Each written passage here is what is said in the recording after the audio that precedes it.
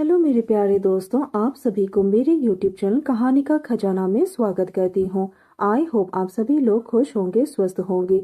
चलिए दोस्तों, आज आप सबको मैं एक नई कहानी सुनाती हूँ। यह कहानी 2 साल पहले की है, जब मैं दिल्ली के लक्ष्मी नगर में रहता था। मेरी पूरी फैमिली लक्ष्मी नगर में किराए के मकान में रहती थी। जिस घर में हम लोग रहते थे वो मकान 3 मंजिला का था। नीचे भाभी, भैया और उनका एक 6 साल का बेटा सनी रहता था। ऊपर की फ्लोर में एक दूसरी फैमिली जिसमें 2 भाई और 2 बहनें थी। नीचे वाले फ्लोर में एक मराठी फैमिली रहती थी। और मराठी भाभी की फिगर बहुत ही हॉट थी। वो 5 फुट के आसपास की रही होगी और उनकी उम्र 30 साल की होगी। वह किसी फिल्म में हीरोइन की तरह दिखती थी।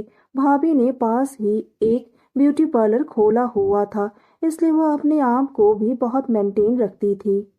दोस्तों, थोड़ा सा समय निकालकर इस कहानी को अंत तक जरूर सुने। दोस्तों, आप लोग चैनल को सब्सक्राइब करना भूल जाते हैं। दोस्तों, आप सबसे रिक्वेस्ट है कि चैनल को एक सब्सक्राइब करें और वीडियो को एक लाइक करें। दोस्तों, आप लोगों की एक लाइक और सब्सक्राइब से बहुत ही मोटिवेशन मिलती है कि हम ऐसी कहानियां आप सबके समक्ष प्रस्तुत कर पाए। दोस्तों, हम बहुत ही मेहनत से कहानी लिखते हैं। आशा करती हूँ कि यह कहानी आप सबको पसंद आएगी। चलिए अब कहानी में आगे बढ़ते हैं और आपको यह कहानी सुनाते हैं। भाभी हमेशा मेकअप लगाए रहती थी। वह बहुत ही डार्क कलर की लिपस्टिक लगाती थी। जब वह टी शर्ट पहनती थी तो बहुत ही कमाल की दिखती थी। उनकी हाइट कम होने की वजह से वह और भी ज्यादा खूबसूरत दिखती थी। मतलब छोटा पैकेट बड़ा धमाका। उनके पास एक स्कूटी थी जिससे वो महिलाओं को उनके घर जाकर भी सर्विस प्रोवाइड करती थी। उनके पति देखने में तो हैंडसम है, पर उनके साथ ज्यादा वो सब नहीं करते थे। यह बात मुझे उनके साथ वो सब करने के बाद ही मालूम हुई थी। हम तीनों फैमिली इस जगह पर पिछले 8 सालों से रह रहे हैं, इसलिए हमारे बीच पारिवारिक संबंध भी काफी अच्छे हैं। भाभी से भी और ऊपर वाले भैया और फैमिली से भी। ये बात उस टाइम की है जब मेरी मम्मी अपने घर गई हुई थी।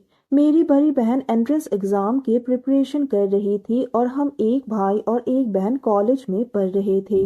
भाभी जो थी वो पूरे घर को साफ करके और घर के बाहर बरामदे को साफ करके पोछा मारती थी, और वो ये रोज करती थी। उनका तो ये रोज का काम था। ये सब काम खत्म होते होते 11 बज जाते थे। और ऊपर से उनका ब्यूटी पार्लर का काम भी। सुबह उनके पति ऑफिस चले जाते थे और लड़का अपने स्कूल चला जाता था। घर का सारा काम निपटाने के बाद ही वो नहाती थी। एक बार भाभी गाना गुनगुनाते हुए नहा रही थी। उनकी हमेशा की आदत थी कि वो नहाते समय गाना जरूर गाती थी। हम जिस घर पर रहते थे वहां पर जो बाथरूम था वो घर के अंदर नहीं बल्कि बाहर थे, जहां पर सभी किराएदारों के बाथरूम एक लाइन में लगे हुए थे।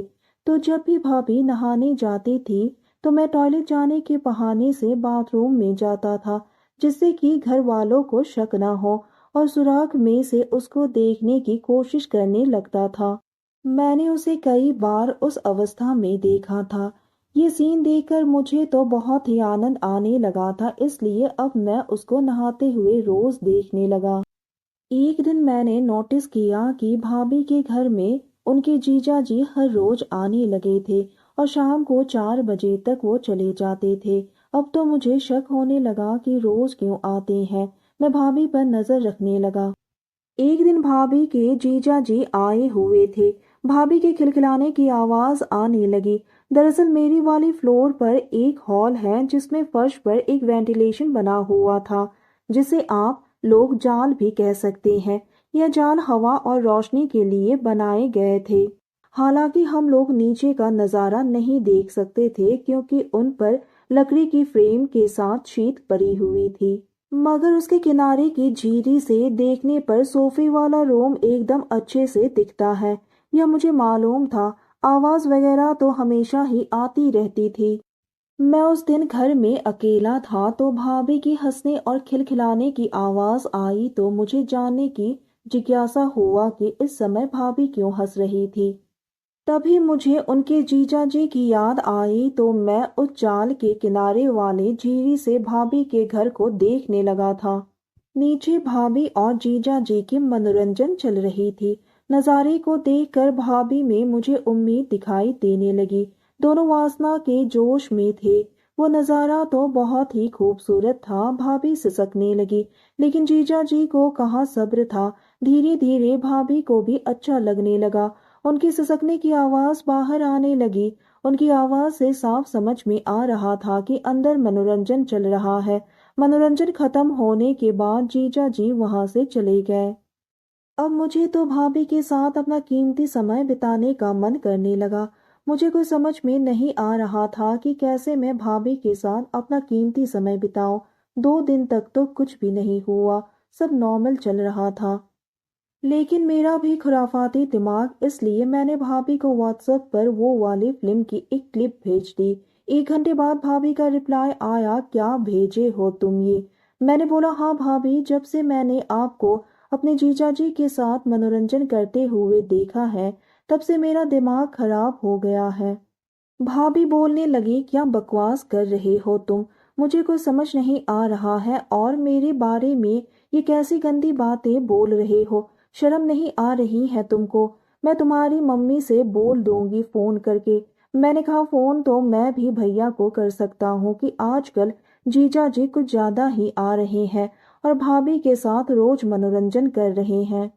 मेरी ये बात सुनकर भाभी थोड़ी नरम पड़ने लगी और बोली, ये सब सही नहीं है, तुम अभी छोटे हो। मैंने कहा, भाभी अब मैं 22 साल का हो गया हूँ, छोटा नहीं हूँ। भाभी आपको भी तो वो सब की बहुत ही ज्यादा चाहत है, कुछ मेरे से भी पूरी कर लीजिए। भाभी ने कहा, अच्छा ये बात है तो ठीक है, लेकिन एक बार ही करूंगी।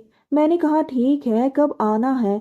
भाभी बोली, कल सुबह जब भैया ऑफिस चले जाए उसके बाद आ जाना।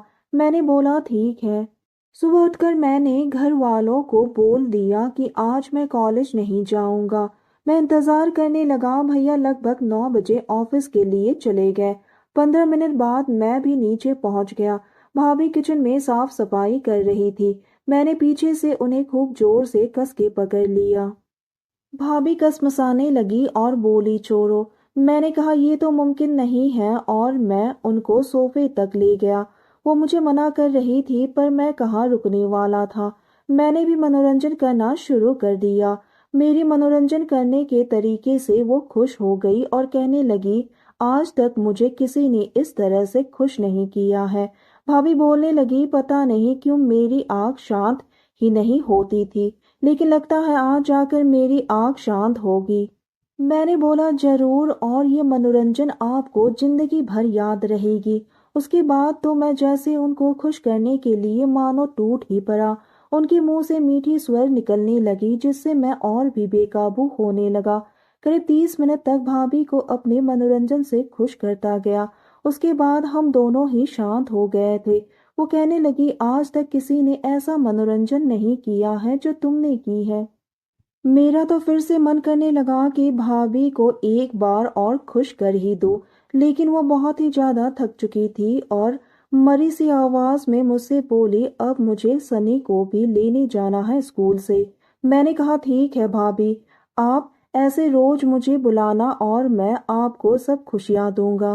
भाभी मुझसे लिपट गई और उन्होंने मुझसे मनोरंजन करवाने का पक्का वादा कर लिया।